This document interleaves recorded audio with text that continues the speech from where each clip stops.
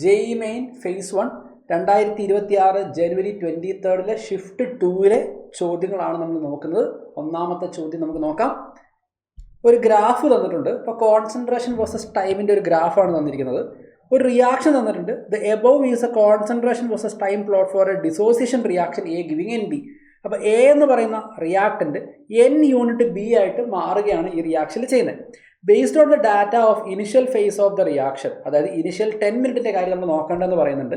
The value of N is എന്ന് വെച്ചാൽ ഒരു എ എത്ര യൂണിറ്റ് B ആയിട്ടാണ് ഡിസോസിയേറ്റ് ചെയ്ത് പോകുന്നത് എന്ന് നമ്മൾ കണ്ടുപിടിക്കണം.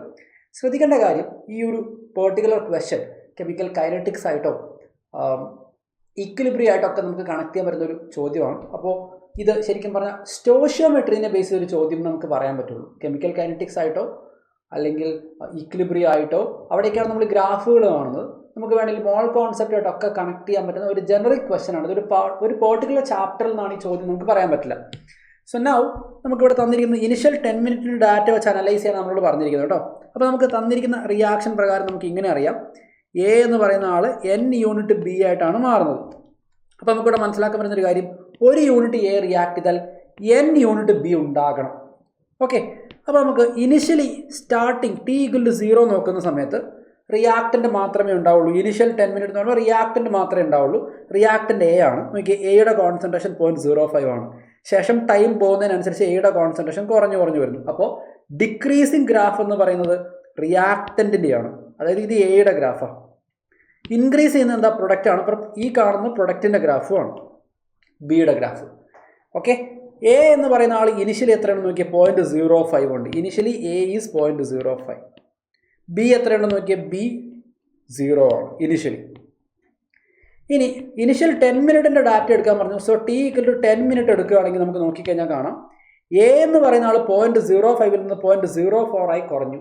സോ നൗ 0.05 നിന്ന് 0.04 ആയിട്ട് നമ്മുടെ എ കുറഞ്ഞു. എന്ന് വെച്ചാൽ 0.01 യൂണിറ്റ് റിയാക്ട് ചെയ്ത് പോയി. 0.01 യൂണിറ്റ് റിയാക്ട് ചെയ്ത് പോയി. ഓക്കെ, നമുക്കറിയാം ഒരു യൂണിറ്റ് എ റിയാക്ട് ചെയ്താൽ N യൂണിറ്റ് B ഉണ്ടാവണം. അപ്പോൾ ഇവിടെ 1 റിയാക്ട് ചെയ്താൽ N ഉണ്ടാവണം. 0.01 റിയാക്ട് ചെയ്താൽ 0.01 ടൈംസ് N, അത്രയാണ് ഇവിടെ B ഉണ്ടാവുക. 0.01 ടൈംസ് N, കാരണം 1 റിയാക്ട് ചെയ്താൽ N ഉണ്ടാവും, 2 റിയാക്ട് ചെയ്താൽ 2N ഉണ്ടാവും. 0.01 റിയാക്ട് ചെയ്താൽ 0.01 N ആയിരിക്കും പ്രൊഡക്റ്റ് ഉണ്ടാവുക. അപ്പോൾ ഈ 0.01 Nൻ്റെ വാല്യൂ നമുക്കിവിടെ കാണുന്നു. നോക്കിയേ, 10 മിനിറ്റ് എത്തുമ്പോൾ ബിയുടെ കോൺസെൻട്രേഷൻ 0യിൽ നിന്ന് ഇൻക്രീസ് ചെയ്ത് 0.03 ആവുന്നുണ്ട്.